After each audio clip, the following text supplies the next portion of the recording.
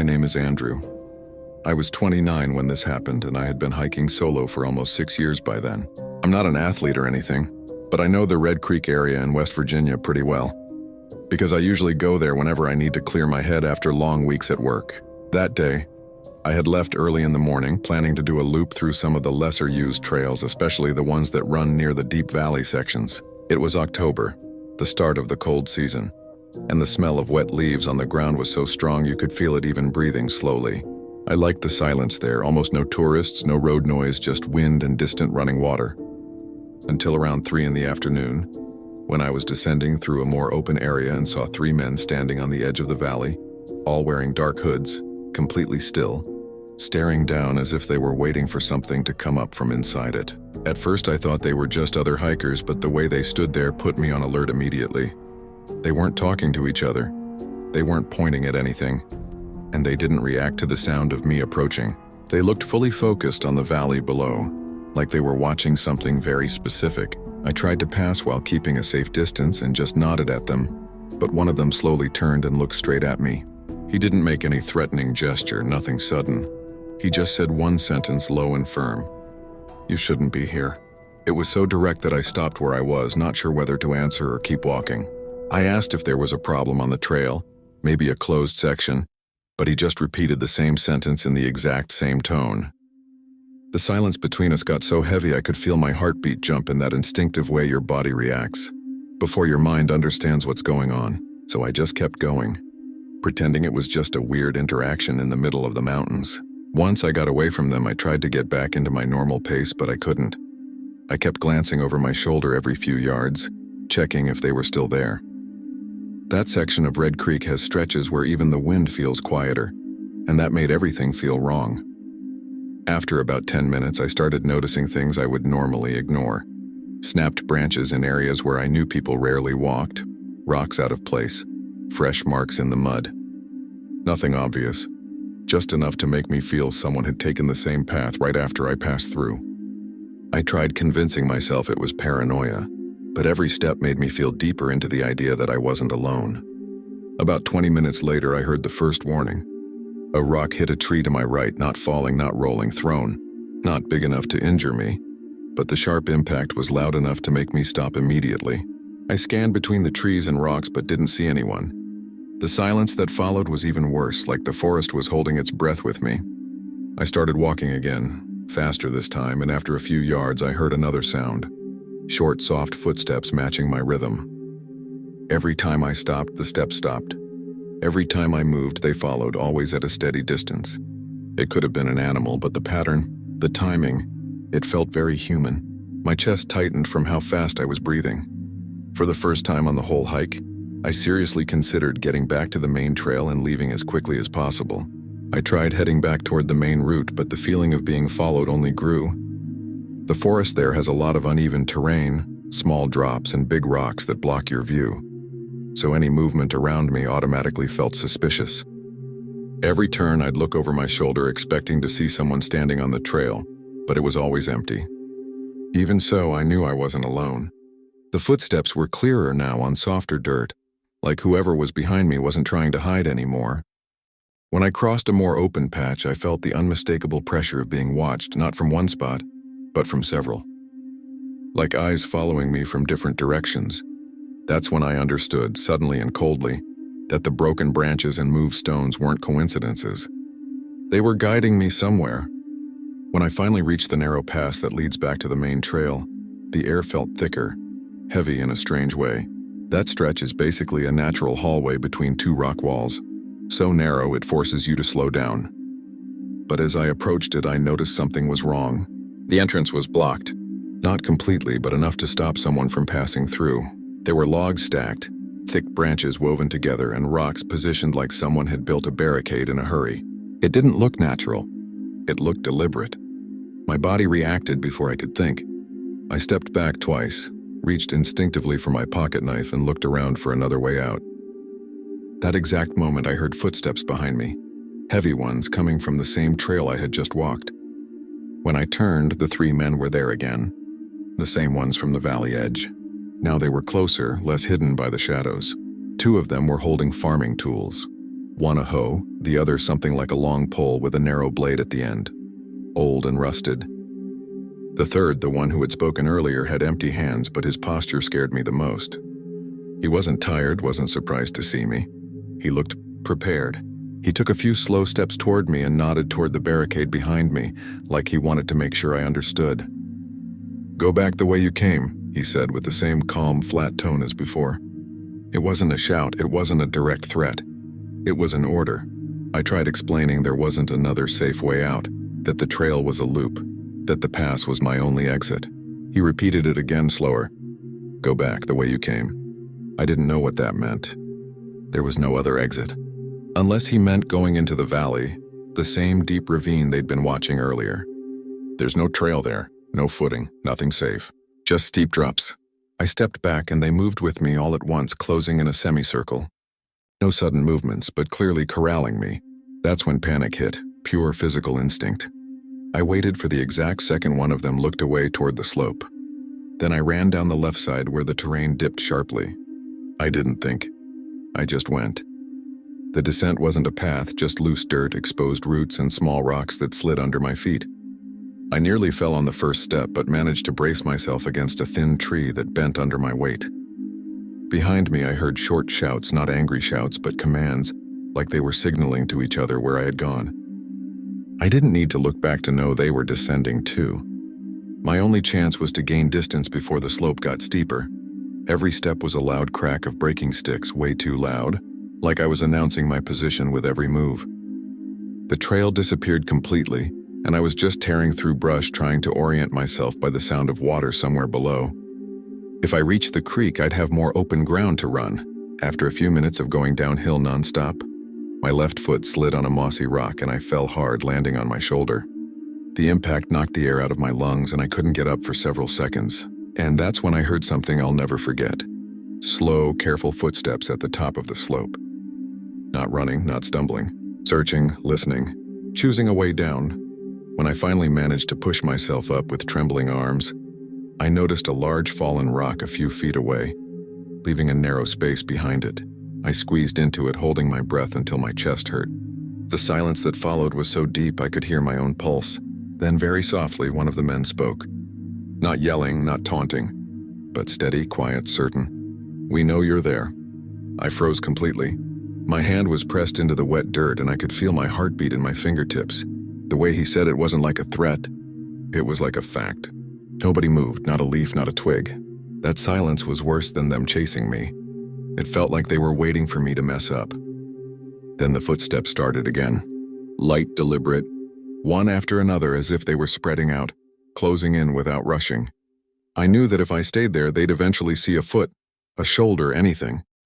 I shifted my weight slowly, inch by inch, trying not to make a sound. I crawled toward a narrow opening in the terrain that might let me get further down unnoticed. Then I heard a large rock rolling above me. Not by accident, but pushed. A warning. My body reacted before my mind did. I shot out from behind the boulder and threw myself downhill, practically sliding rather than running. The slope was too steep to stay upright. I was just trying not to hit a tree head first. Behind me, one of them shouted, "Turn back." Same words, different tone, now sharp, urgent. Not a warning anymore. It was someone who didn't want to lose sight of me. And with every foot of ground I gained, one thought grew clearer. If they caught me, they weren't just going to tell me to go back the way I'd come. The ground started to level out a bit as I got closer to the creek. The water was running fast, making a constant sound that drowned out almost everything else around me, which was both good and bad. Good because it hid my movements. Bad because it also hid theirs. I knelt for a few seconds behind a fallen log, trying to catch my breath and figure out which direction to go. Going back to the main trail wasn't an option anymore. They were between me and any safe exit. The only possible path seemed to be following the water downstream until I reached a lower point, where the forest might open up a little. I could barely think straight, but instinct told me to keep moving because the danger wasn't over. Every time the wind shifted, I thought I heard branches snapping behind me, like someone was coming down the same route only a few meters back. I decided to follow the creek along the bank, moving as fast as I could without leaving deep prints in the mud. The sky was already starting to darken, and the whole forest had that bluish-gray tone that makes everything harder to see. I walked like that for several minutes until I noticed something that froze my whole body. A rock hit the water not far behind me. It didn't fall naturally. It came from above. Another warning, just like before. I stopped immediately, turned my body slowly, and saw a dark silhouette on top of one of the rocks farther up, above the tree line. Completely still, watching. I couldn't tell which of the three it was, but that didn't matter anymore. What mattered was that they had reached me through the high root, cutting across the slope. That meant they weren't just following me. They were anticipating my movements. I turned back toward the water, took a deep breath, and started running, ignoring how loud my footsteps sounded in the mud. I ran along the bank until my legs started to burn. Water splashed onto my pants, and every time I slipped, the sound felt too loud, like it was giving away my exact location. The creek curved slightly to the right, and as I followed it, I saw something that almost made me stop entirely. Ahead, the water passed between two narrow stone walls, another kind of natural chute. Unlike the first one, this didn't have a straight exit. It narrowed and ended in a raised area full of roots. If I went in there, I'd be trapped. My body froze for a few seconds while I tried to decide where to run. That's when I heard, very close this time, the sound of dirt giving way under a human step. Not far, not echoing. Close behind me. I turned slowly, my heart beating so fast it felt like it might tear through my chest. Up on the bank, about 4 meters above where I stood, I saw two of them. They weren't running or hiding. One was holding the hoe resting on his shoulder. The other had the long-bladed tool pointed down. The third, the one who had spoken to me earlier, appeared right after, stopping in the center, his body slightly leaning forward like someone carefully watching a cornered animal. He didn't speak at first. He just stared at me, and I swear I felt every muscle in my body preparing for the worst. When he finally spoke, his voice was low, steady, unhurried. "The way you came." I took a step back, not even sure what that meant anymore at that point. Then he added, "You shouldn't have tried to leave through ours." The way he said ours made my hands shake. I stepped back until the water was hitting my ankles. Behind me, the narrow rock passage loomed like a natural trap. If I went in there, I'd have no room to run or dodge. They knew that. The man in the center came one step down the slope. Not fast, but in a calculated movement, as if testing how much farther I could retreat before I ran out of options. The sound of the rushing water seemed louder while my breathing tried to keep up with my heart. I looked at all three of them, searching for any opening, any blind spot I could escape through. But they stood there as if they had done this before. The man with the hoe slid a few inches to the left, blocking the left side of the bank. The other did the same on the right. And the one in the center just watched me, like he was waiting for my next move to decide theirs. At some point between terror and adrenaline, my body made the decision for me. Instead of running backward into the trap, I suddenly pivoted to the side and began climbing the dirt wall with my hands, pushing my weight toward an exposed root. I didn't think. I just grabbed, pulled, and let my body climb before my legs even understood what was happening.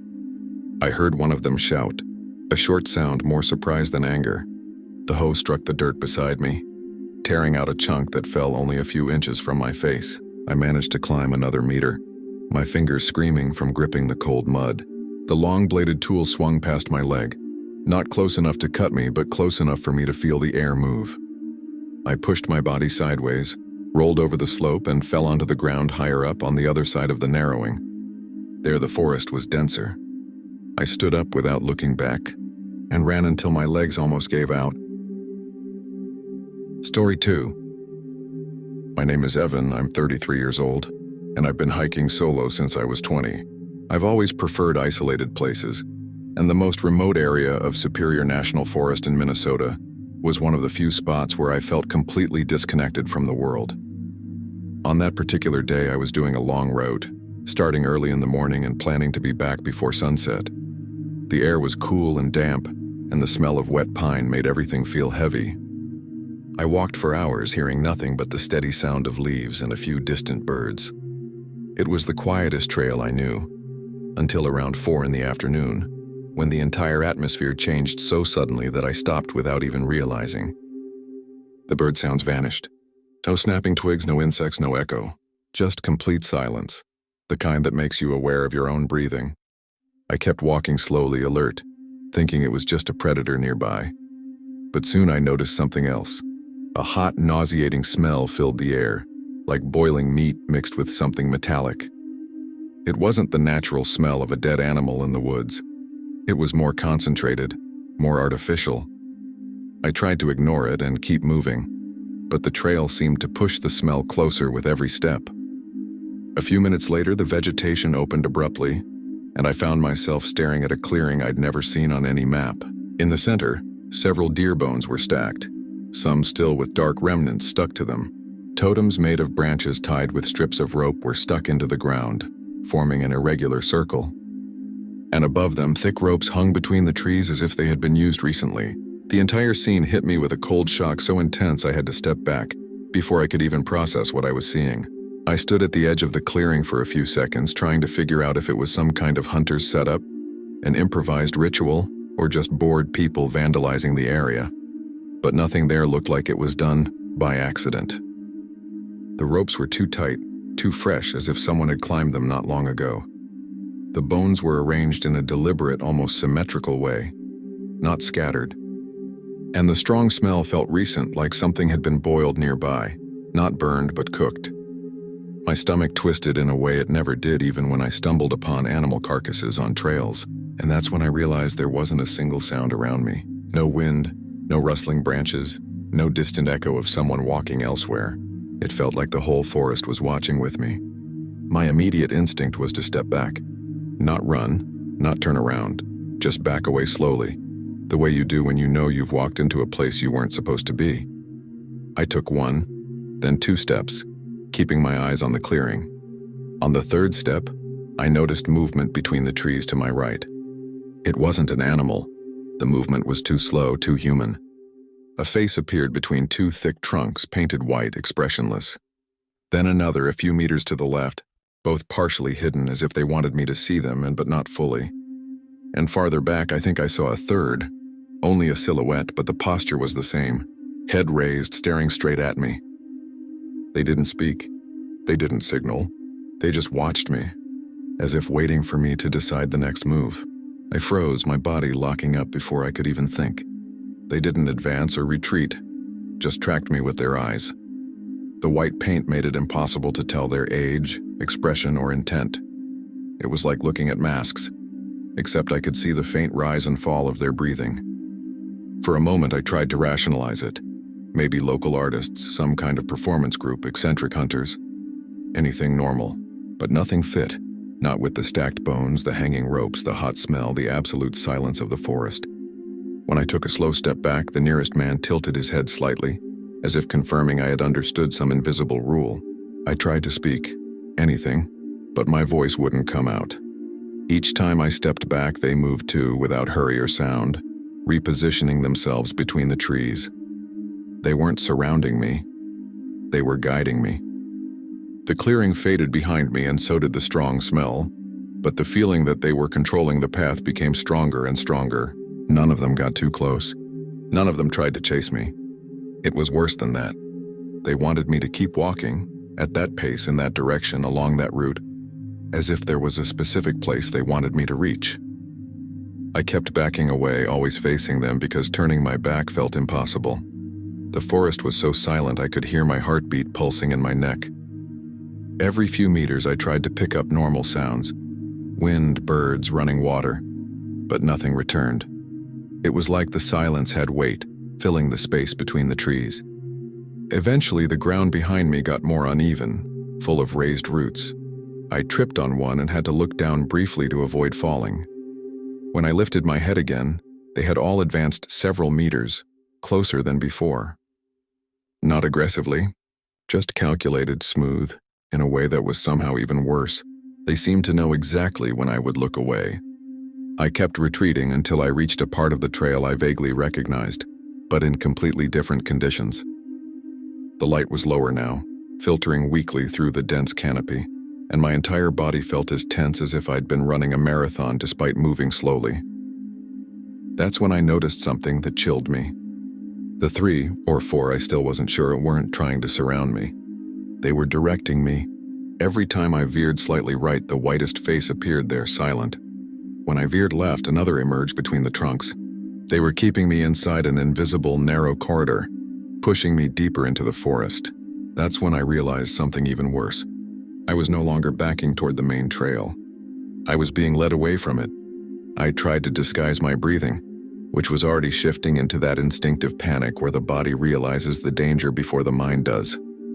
My muscles were tight, ready to sprint, but I forced myself to keep a slow pace so I wouldn't trigger a reaction. The forest got denser, darker, and I realized I no longer recognized anything. That fear hit in a different way. It wasn't just about them, it was about not knowing where I was being taken. I glanced over my shoulder. No clearing, no trail, just dense trees, uneven ground, and darkness arriving too early. When I looked forward again, one of them was closer, maybe 5 meters away. His face paint looked even whiter, as if freshly applied or just highlighted by the fading light. Something inside me broke at that moment. It was like my body understood that if I took 10 more steps in that direction, I wasn't getting out. I didn't think. I didn't plan. I just turned completely and ran as fast as I could into a patch of vegetation so dense that branches scratched my arms. I heard footsteps behind me, fast ones unlike before. They weren't guiding anymore. They were chasing. My leg caught a high root and I nearly fell, but I recovered and kept going, ignoring the sound of my own ragged breath. The forest turned into a maze, branches hitting my face, roots grabbing at my feet. I only stopped when I heard something loud and running water. A rise in the ground opened to a narrow creek. I jumped, slipped on the opposite bank, and rolled a couple meters into wet leaves. When I stood up, covered in mud, I turned back expecting to see one of them emerging from the darkness. But I saw no one. No silhouettes. No footsteps, nothing. Just the forest silent again, as if it had cut their sound off the moment I crossed that creek. I didn't wait to confirm. I ran along the water until my lungs burned, stopping only when I found an old sign pointing to a shortcut back to the main trail, something I didn't remember ever seeing before. From there, I didn't stop until I reached the parking lot. My hands shook so hard it took 3 tries to get the key into the ignition. I drove without looking in the rearview mirror until I hit the main road. I never went back to that part of the forest, and to this day when I remember those white-painted faces watching me in silence, I can't shake the feeling that they weren't trying to drive me away. They were guiding me. Story 3. My name is Matt. I was 25 when this happened, and I've always been the type of person who takes any chance to go camping or fishing. My friend Trevor was the same way. So that weekend we decided to spend a night at Beaver Lake in Arkansas, at a more isolated spot of the lake where almost no one goes. That was exactly what we wanted: silence, clean water, fish, and 0 distractions. We arrived close to late afternoon, set up the tent on one of the higher areas, and left the car parked about 200 meters from the campsite on a patch of packed dirt. The weather was perfect. Warm, calm, just a few persistent insects. The plan was to fish a bit before sunset and then cook a simple dinner, nothing fancy. Everything started normally until we noticed 3 guys standing together at the edge of the lake, about 100 feet to our left. They were wearing hunting clothes, but they were so dirty it looked like they had been out in the woods for days without going home. They weren't fishing, hunting, or talking, just staring at the lake. All 3 of them, shoulder to shoulder, completely still. It was strange as hell, but we tried to act normal. Trevor waved and said, "Hey guys," but none of them reacted, not even a slight nod. Nothing. It was like they hadn't heard him at all. At first I thought maybe they were local fishermen who were tired, or maybe people camping far from us, but something about the way they stood there made me uneasy. They looked too focused, like they were watching something in the water that only they could see. After a few minutes, they all turned around at the exact same time and walked into the woods without saying a word. We stared in the direction they disappeared, not sure whether to laugh about it or take it seriously. Trevor even joked that maybe they were the guardians of the lake, but I could tell he also found their behavior strange. Still, we kept fishing for a bit longer, trying to get back into the peaceful mood we'd planned for the trip. But after that encounter, the silence felt different. Not the natural quiet you expect from the woods. A heavy silence, like someone was listening. Every time a branch snapped somewhere in the distance, we both looked in the same direction, waiting to see someone step out from between the trees. But no one did. Just the water hitting the shoreline, which somehow made everything feel even stranger. When it finally got dark, we went back to the campsite, lit the fire, and tried to relax. We made some sandwiches, talked, even laughed a little. But every sound that came from the woods put me on edge. It felt like those three guys were still nearby. Around 10 at night, the wind picked up a little and the fire started dying down, so we decided to get inside the tent. The plan was to sleep early and wake up before sunrise to fish more. But as soon as the night got fully quiet, I realized I wasn't relaxed at all. I had the clear feeling that the forest was different, like someone had been walking through it recently. Trevor turned off the flashlight and laid down, but I stayed listening to the sounds outside, trying to figure out if my mind was just exaggerating. It didn't take long for me to realize it wasn't my imagination. Around midnight, when the wind had completely stopped, I heard footsteps on the dirt around the tent. Slow, heavy footsteps, like someone was circling the campsite at a calm pace, not trying to hide, but also not rushing. I froze, eyes open, staring at the roof of the tent as if I could see through the fabric. Trevor noticed it too. I heard him hold his breath. The steps made a full loop, near the dead fire, near the car, then near the woods. Always the same rhythm. And it wasn't an animal. I know the sound of deer, raccoons, even bears. This was human and calculated. After the footsteps came the whispers. Not normal conversations, not full sentences. Low instructions, almost like someone coordinating another person's movements. Go left. Closer. Not yet. The voices were male, maybe 2 or 3, but always too quiet to understand fully. My entire body locked up, waiting for something sudden to happen, but nothing did. The whispers changed positions like they were splitting up around the tent. I could feel their presence outside. Trevor didn't say anything, and neither did I. The feeling of being circled, studied, evaluated was so strong that every muscle in my body started to ache from tension. We stayed that way, frozen, listening to every step and every whisper, long enough for me to completely lose track of time. Eventually, the whispers started to move away, first toward the woods, then toward the lake, like they were doing a slow sweep around the campsite. Trevor finally whispered, barely audible, "You're hearing that too, right?" I whispered back, "Yeah," so softly it barely came out. We went silent again, waiting for any sign they would return. But the night grew even quieter, an almost artificial quiet that didn't belong there. No waves, no insects, no snapping twigs. It felt like everything had retreated, like the entire forest was giving those men space to do whatever they wanted. We only slept a few minutes out of sheer exhaustion. When morning came, I opened the tent slowly, expecting to see someone standing there. There was no one. The fire pit was untouched. The food bag hadn't been bothered. Nothing looked out of place. Until we looked at the ground. There were clear, fresh footprints in the dirt, circling the tent exactly the way we heard them. Large, heavy prints from at least 3 people. They led toward the path that connected to the car. We followed them with this sinking feeling in our stomachs, and when we got near the car, everything got worse. There were fresh tracks around the tires, like someone had inspected the area. And right on the driver's side window, not fogged but marked in the dust and dirt, was a row of perfectly defined fingerprints. 4 prints aligned, like someone had pressed their hand there to look inside the vehicle. It wasn't a light touch. It was someone examining the interior. I approached slowly because something about that print made my body react before I even understood why. It wasn't an accidental handprint. It was a hand that had stayed there long enough to leave the fingers perfectly shaped. Like someone had leaned against the window, watching everything inside the car, evaluating, searching for something. Trevor stayed a few steps behind, scanning the woods like he expected someone to step out at any second. I slid my hand along the glass, without touching the print, just to confirm it wasn't old. It wasn't. The dirt had been pushed aside recently. It had happened hours earlier, while we were locked inside that tent, listening to footsteps and whispers circling us. The worst part was the tracks around the car. They weren't just walking. They had circled the vehicle repeatedly, like they were measuring distances, studying the area. 3 distinct sets of prints, all well-defined, all recent. One of them came directly from the woods where the 3 men had disappeared the afternoon before. It wasn't a coincidence. Trevor took a deep breath and said, "They were here. They were literally looking inside the car." And the way he said it wasn't panicked. It was a realization. The realization that everything we had heard, the footsteps, the voices, the feeling of being watched, wasn't paranoia. It was real. and it happened just a few feet from us while we slept inside a thin sheet of nylon. Story 4.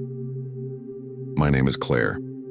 I was 28 when this happened, and at the time my boyfriend Eric and I were living near Ozark National Forest in Arkansas. We used to go on light night hikes when the sky was clear, mostly to take pictures of the stars. It was our way of unwinding after work. That Saturday, we left around 9 at night with just a good flashlight, a tripod, and our small backpacks.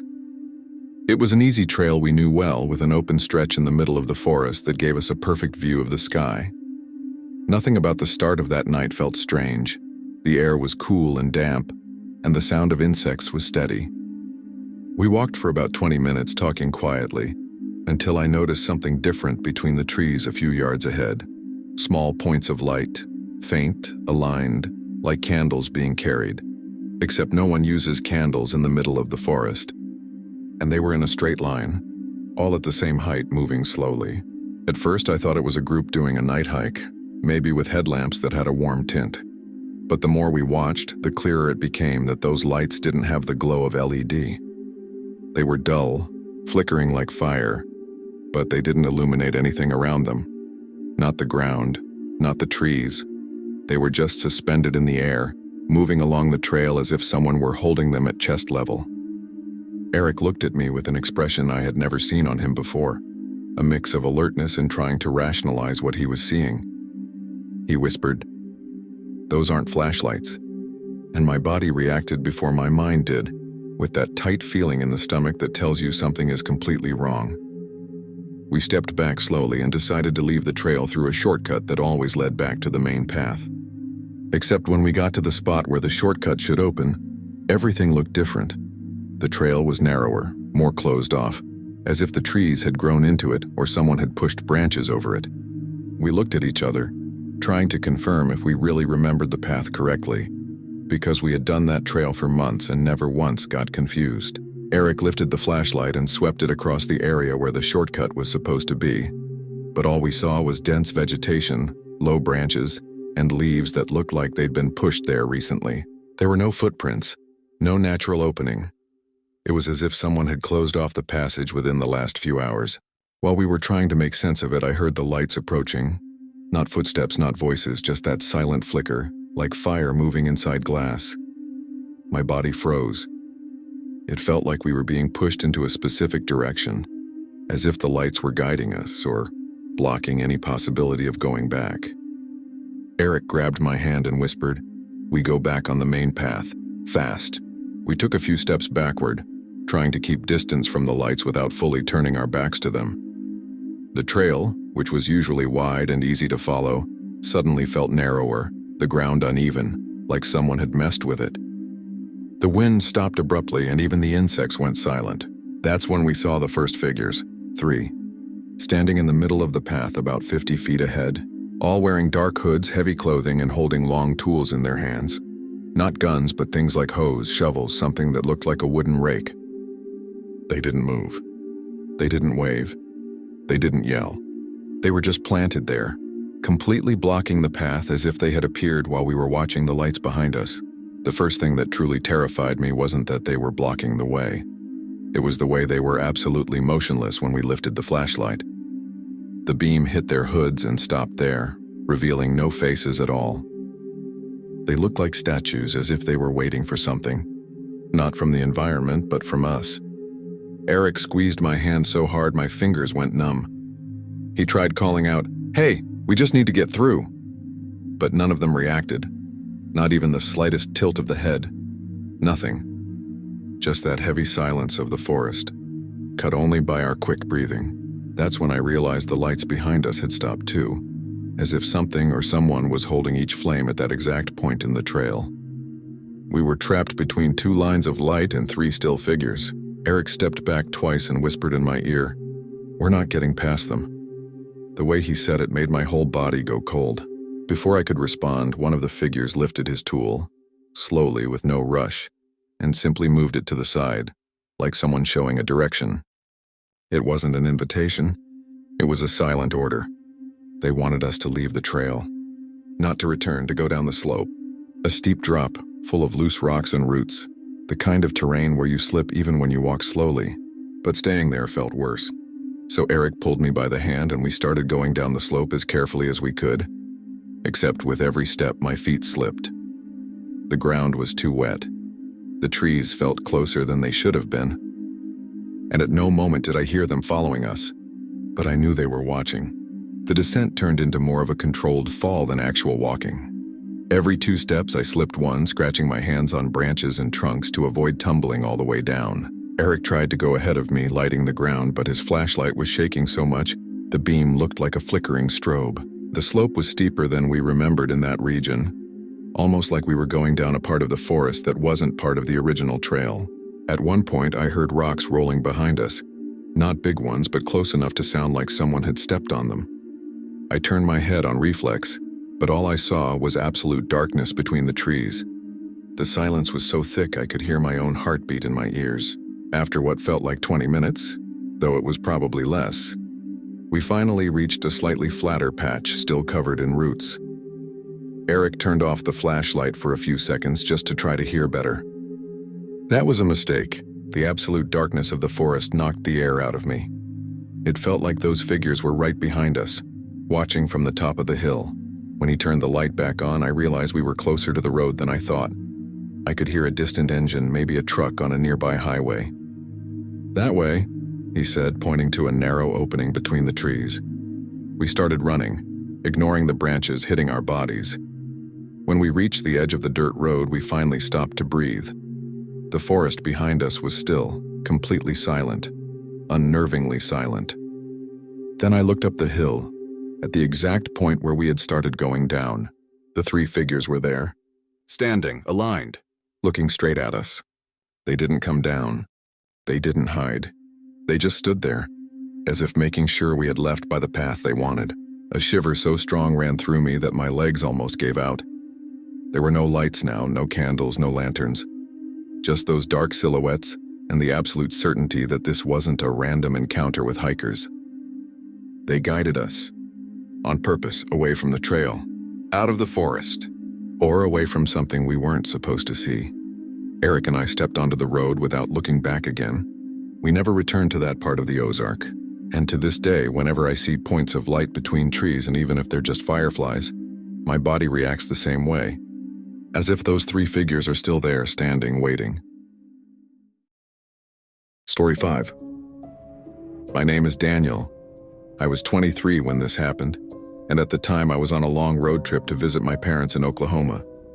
I had been driving since early morning, and by late afternoon I realized I was getting too tired to keep going. I typed the first place on the GPS that looked like it had a gas station or somewhere safe to stop for half an hour. The name that popped up was Buffalo Ridge, a small town in Missouri I had never heard of. It looked quiet on the map, and all I needed was a quick rest. When I entered the town area, I noticed it looked kind of old, with several wooden houses spaced far apart, all with large porches facing the street. The sun was low, giving everything that orange end-of-day glow. It was only after a few minutes of slowly driving down the main street that I noticed something that immediately changed my focus. There were people on the porches of almost every house, and every single one of them was looking at me. Not with small-town curiosity, but in a fixed, unmoving way, as if they had been watching me long before I entered. They didn't talk, didn't smile, didn't wave. They just stood there, completely motionless, like living statues.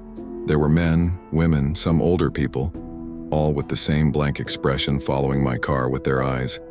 I tried to act normal, gave a quick smile, lifted a hand, but nobody reacted. Nothing. It was like I hadn't made any gesture at all. I pulled over near a small parking area beside what looked like a closed grocery store, just to breathe and try to figure out if I was overreacting. Keeping the engine running gave me a strange sense of safety, like turning it off would make everything too quiet.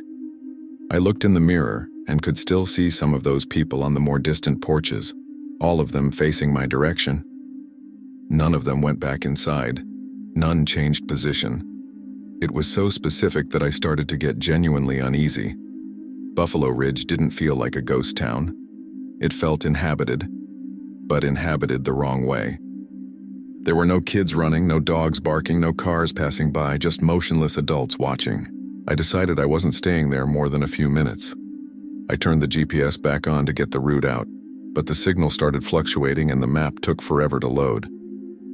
While I was messing with my phone, I heard the sound of gravel being compressed, like tires slowly rolling down the street. When I lifted my eyes to the rearview mirror, I saw an old brown car approaching. It was moving so slowly it looked like someone was pushing it rather than driving it. The driver was a middle-aged man, short beard, completely neutral expression. He passed by me without turning his head, but I had the distinct feeling he knew exactly who I was, as if he'd been following me since the moment I arrived. When he turned the corner, the heavy silence came back immediately. I tried to ignore the discomfort and put my car in motion. My plan was simple: go back down the main street and take the highway again, even if I was still tired. Anything was better than staying in that town. But when I made the first turn, the same brown car was there, parked on the right side of the street, engine running as if waiting for me.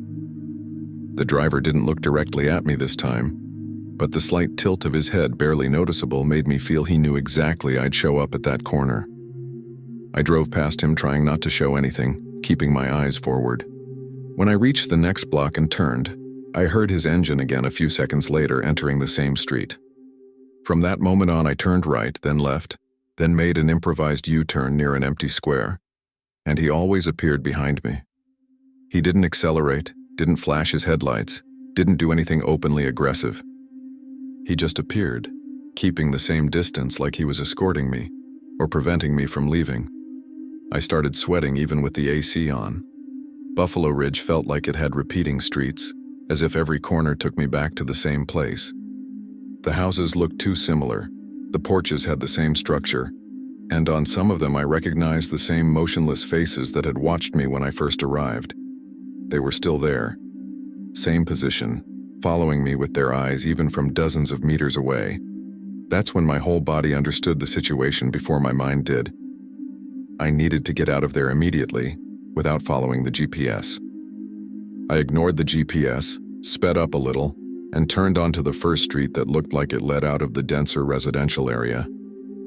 This street was narrower, with weeds growing on the sides and the streetlights spaced farther apart. As I drove, I began to feel something I hadn't felt on the previous streets. The town was getting quiet in a different way. None of the houses there had people on the porches. There were no lit windows. Just old wooden structures and tall trees blocking parts of the sky.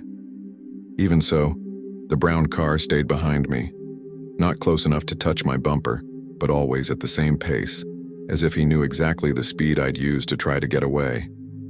It was impossible not to check the mirror every few seconds, and every time I looked, he was there, perfectly centered on the road, not drifting, not hesitating. When I reached the end of that street, I realized it didn't connect to the main road like I'd hoped. It was just a curve that looped back into another residential street. My hands started shaking on the wheel. I turned the corner fast and sped up, but the brown car made the same turn seconds later, never changing speed, as if synchronized with me. That's when I saw 3 people standing on the sidewalk to the left. 2 women and a man, all facing my direction. The weak streetlight showed they were completely motionless, just like the others on the porches. And when I drove past, I saw their heads track my car as it turned the corner, without the rest of their bodies moving at all. My stomach flipped. It felt like the entire town knew I hadn't managed to leave. I was already driving way too fast for a residential area, but I couldn't slow down. At every intersection, I tried to find an exit, a sign, anything to guide me. But Buffalo Ridge felt built to confuse. The streets looked alike, the houses had the same layout, and the trees blocked any point of reference. At one point, I turned onto a wider street and felt like I might finally be near the main road. But seconds later, the brown car reappeared behind me, as if it had cut through some point I hadn't seen. This time it was closer. Not enough to hit my bumper, but close enough for me to hear the engine clearly. My heart felt like it was beating in my throat. Then something happened that marked me in a strange way. The man behind the wheel finally turned his head toward me. It wasn't a sudden movement. It was slow, calculated, almost like he was checking to see if I was still there. Even from far away, even through the mirror, that look was enough to make my whole body freeze for a second. He didn't smile, didn't frown, didn't show any emotion. He just looked, then turned his head back forward, as if confirming something. I swallowed hard and turned the next right without thinking. The brown car followed, making the turn with the same smooth movement, without speeding up or slowing down. That's when I realized there was no way to lose him inside the town. I needed to find a side exit, even if it was a dirt road. Anything that got me out of that maze. I kept driving until I saw something that gave me a bit of hope. A narrow dirt road branching off to the left, almost hidden between two large trees. No signs, no lights, but it looked like it led out of Buffalo Ridge. I turned without thinking twice. The car bounced on the holes, dust rose instantly, and for a moment I thought the brown car wouldn't follow. But when I looked in the mirror, he was there, entering the dirt road like he already knew I'd do exactly that. The dust kicked up by his tires briefly lit his face under his headlights. His expression remained the same. Neutral, empty, attentive. Like he wasn't chasing, but monitoring. The road was so narrow my mirrors almost brushed the bushes. I kept accelerating even without knowing if there was an exit. The only thing in my mind was the need to put distance between us. My car slid on the loose dirt, the back almost fishtailed twice, but I kept control. And finally, after a sharp curve, the dirt road connected to a secondary highway. That stretch of asphalt was the best thing I'd ever seen. I turned sharply right. The tires screeched and I sped off without looking back at first. But after about 50 meters, I couldn't resist. I glanced in the mirror, and the brown car was gone. For a moment, I thought he had given up. But when I slowed down a little and checked again, my stomach dropped. It wasn't the car I saw now. It was people. 4 of them. Standing exactly in the center of the dirt road I had just fled from. Lined up, motionless, and all of them staring directly at me. They weren't running, waving, yelling. They were just watching my escape. The same way they had watched every street I drove through. The faint moonlight made everything more surreal. 4 perfect silhouettes in the middle of the road, like they were marking the boundary of the town, or making it clear they had allowed me to leave. I didn't wait to see if the brown car would reappear. I drove for miles without stopping until I saw familiar signs and felt like the world had returned to normal. But to this day, when I think of Buffalo Ridge, I remember the feeling that those people weren't just watching me, they were assessing me. And for some reason I'll never understand, they decided to let me go. Story 6. My name is Ryan. I was 31 when this happened, and at the time I was doing a solo hike in Idaho after a very stressful week at work. It wasn't anything extreme. I just wanted to spend the day walking and get back to the car before it got dark. But in the middle of the afternoon, it started raining hard, way faster than what the forecast predicted. The trail got slippery, the temperature dropped, and I started worrying because I still had about 5 kilometers left until the parking lot. I was walking fast, trying to find somewhere to take shelter, when I noticed a small cabin between the trees a few meters off the trail. It didn't look like a tourist cabin or any kind of camping structure. It was rustic, made of old wood with a crooked roof, but it looked solid. And the detail that caught my attention was the door. It was open. Not wide open, just slightly ajar, like someone had walked out only minutes earlier. At first, I hesitated. Walking into some random property in the middle of the woods is never a good idea, but the rain was so heavy that I needed shelter, even if only for a few minutes. I walked up to the door, pushing it gently with my shoulder, and the first thing I felt was the smell of hot food. Not stale or moldy, fresh food. Inside, the cabin was way too organized to be abandoned. A mug sat on the table, still steaming. There was a plate of food that looked like it had been served less than 10 minutes earlier, and a heavy coat was draped over a chair, the way you drop it when you rush inside without thinking. My heart jumped immediately.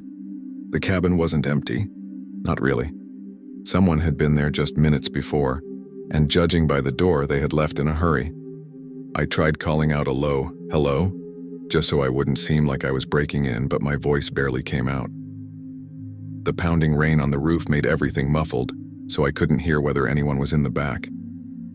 I took a few steps inside, just enough to not be standing fully exposed in the doorway, and nudged the door halfway shut with my foot.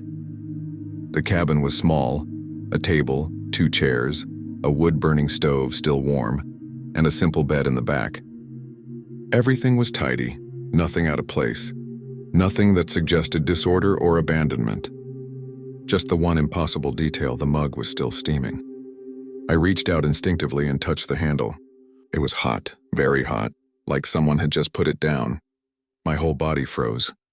I immediately felt that whoever lived there wasn't far. Maybe they had just gone to get water, or firewood, or were literally on their way back that very second. My first reaction was to get out. Slowly, without making it look like I was fleeing. I took one step back, then another, trying to keep my breathing controlled, even though my chest was tight. The rain outside was even stronger now, which meant I wouldn't hear much of anything happening out there. When I put my hand on the door to open it slowly, it slammed shut. Hard. It wasn't the wind. It wasn't an accident.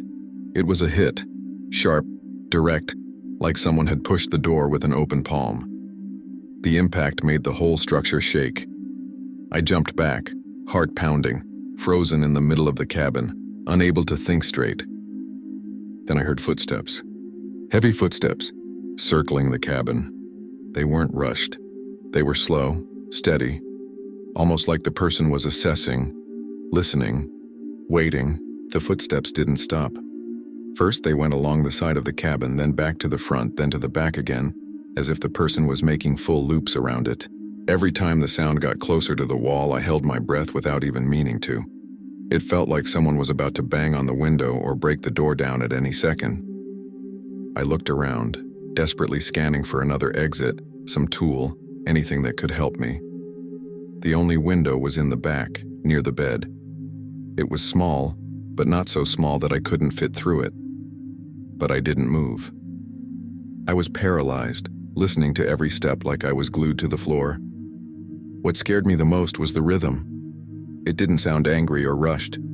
It sounded like someone absolutely confident in what they were doing, like they were tightening a trap, waiting for me to make the wrong move. The rain hammering on the roof made everything even more muffled, which somehow made the footsteps sound unnervingly clear, like the person was just inches from the wooden walls. At one point, the sound got so close to the back window that I swore I'd see a silhouette appear there. I couldn't tell if they were barefoot or wearing heavy boots, but the steps were firm, like someone with a lot of weight or strength. Then suddenly the footsteps stopped. Completely. Nothing. The silence got so intense I wondered if I had lost track of what I was hearing. I stood there for about 10 seconds that felt like minutes, waiting for any sound. Then something touched the doorknob. It wasn't an attempt to open it. It was a tap, short like someone testing it. My entire body flushed with adrenaline. It was now or never. That feeling, that I had only a few seconds, finally made me move. I ran to the back window, trying not to make noise, but my boot scraped the floor and I saw the shadow of the doorknob jerk again, harder this time. I opened the window with both hands, pushing so fast that the glass slammed against the outer frame. The cold wind and rain rushed in, cutting through the suffocating heat inside the cabin. I looked back instinctively. The front door was trembling slightly, like someone was pressing against it from outside, testing its limit. There was no time left. I crouched down and shoved my shoulders through the opening. The rough wood scraped my jacket and nearly caught me, but I managed to get halfway through. That's when I heard from the other side of the wall a clear, direct sound, the flat smack of a hand hitting the door again. I pushed the rest of my body out and fell into the mud behind the cabin, sinking almost to my ankles. The rain was so heavy that it made everything dark and blurry, but that actually helped. Any noise I made got lost in the downpour. I got up quickly and ran, leaning forward to keep from slipping. I took a few steps and heard a loud crash inside the cabin, like someone had shoved the chair or knocked over a piece of furniture. I didn't stop to figure out what it was. I just kept running into the woods, not looking back, focusing on not slipping on the rocks. Every few meters I thought I heard footsteps behind me, no longer slow and heavy but faster, more direct. And that only made me run harder. When I finally made it back to the trail, I was completely soaked, covered in mud and shaking. Whether from the cold or adrenaline, I don't know. I followed the trail almost sprinting, even though that increased the risk of falling. The rain blurred everything and the darkness between the trees seemed to shift whenever I blinked. At every bend, I expected to see a silhouette standing in the middle of the trail, but it stayed empty, silent, like the entire forest had pulled back when I escaped. All I could think about was reaching the parking lot where my car was. I knew that if I stopped even for 10 seconds, my body would lock up from fear. My heartbeat was so loud I could barely tell the difference between it, my footsteps, and the rain. When I finally saw the metallic reflection of my car through the trees, a wave of relief hit me so hard my legs almost gave out. But part of me still expected someone to appear behind me at the last second. I reached the car, opened the door with shaking hands, and got inside without even slamming it shut. I started the engine immediately, my hands slipping on the wheel from how wet they were. Before reversing, I glanced at the rearview mirror, something I regretted instantly. The trail was empty, but far back between two distant trees there was a silhouette, standing completely still. I couldn't see a face, clothing, nothing. Just the shape of someone staring in my direction, unmoving even in the heavy rain. I didn't stay a second longer. I put the car in gear and sped out of there way too fast for a wet road. I only slowed down when I reached an illuminated area, far from the forest. I spent the rest of the night wide awake in a cheap motel trying to figure out what happened. To this day, I have no idea who was in that cabin or what was about to return when I walked in. All I know is that if I had waited even 1 minute longer, I might not have made it out in time. Story 7. My name is Emily. I was 22 when this happened, and I was hiking alone in Acadia National Park in Maine. During a weekend when I just wanted to disconnect from everything. I've always loved hiking, and this trail wasn't considered difficult. It was the kind with open areas, pretty views, and safe cliff sections for sightseeing. I had started in the early afternoon and was climbing slowly, stopping sometimes to take photos and drink water. The weather was perfect, a light breeze, the smell of salt coming from the distant ocean, a few birds passing by now and then. Nothing about the hike felt strange. Only when I got close to the highest part, a wide rocky area used as a lookout, did I notice a man standing at the edge of the cliff. He was completely still, facing away from me, staring at the horizon. At first, I didn't think anything was wrong. Lots of people stopped to admire the view. But the closer I got, the stranger he seemed. He wasn't moving. He didn't shift his weight, didn't adjust his jacket. He didn't even look like he was breathing. It was like someone had paused him there. I slowed my pace because he was dangerously close to the edge and I didn't want to startle him or cause him to lose balance. I tried calling out a soft, "Hey, are you okay?" But he didn't respond. Nothing. He didn't move his hand or turn his head. I kept walking to the right, giving him space just to go around the rock, and that's when everything truly went wrong. When I passed to the side, about 5 meters from him, he turned his head. Only his head. Slowly, so slowly it looked like it was rotating in 2 parts. His body stayed completely still, facing forward. Only his neck moved. My body froze instantly. I couldn't even blink. The way he turned his head didn't look natural, but it didn't look impossible either. It was precise. Like someone trying to look without drawing attention, but doing it too late. He kept his eyes on me for 2 long seconds and then turned his head back to its original position, again without moving his body an inch. I didn't know if he was trying to scare me or if that was just some strange behavior, but my instincts started screaming for me to get away. I pretended I hadn't seen anything, looked in the opposite direction and started walking down the cliff slowly, my heart beating so fast I could feel it in my hands. Every step I tried to listen for movement behind me, but there was no sound at all. When I reached the part where the terrain narrowed, I gathered the courage to discreetly look back. He was still up there, standing in the same position, back turned to me again, exactly as before. That gave me a small sense of relief. At least he wasn't following me. I kept going down, trying to focus on the sound of the wind and the faint rustle of leaves in the distance, but my mind kept replaying the image of his head turning like that. About 5 minutes later, already on the lower part of the trail where a denser forest begins, I finally felt my body relaxing, until I rounded a curve and saw someone standing in the middle of the path ahead. A man, tall, same jacket, same rigid posture. My heart just stopped for a moment. There was no way he could be there. There were no shortcuts that allowed such a quick descent. And even if there were, nobody moved like that. My first thought was that I was seeing wrong, that it was someone else wearing similar clothes. But the closer I got, slowly, because I couldn't help it, the more I realized it was him. The same stiffness, the same total stillness. He was standing in the center of the trail as if he knew exactly where I'd pass. He wasn't facing away this time. He was sideways, with his head slightly tilted downward, like he was listening to something on the ground. When he realized I had stopped, he lifted his head slowly, millimeter by millimeter, until he was looking directly at me. My throat went dry. He didn't say anything, didn't take a step, just stared with that blank expression as if confirming I had really come down that far. And in a way that gave me immediate chills. He looked less tired than he should have. No heavy breathing, no sweat, nothing.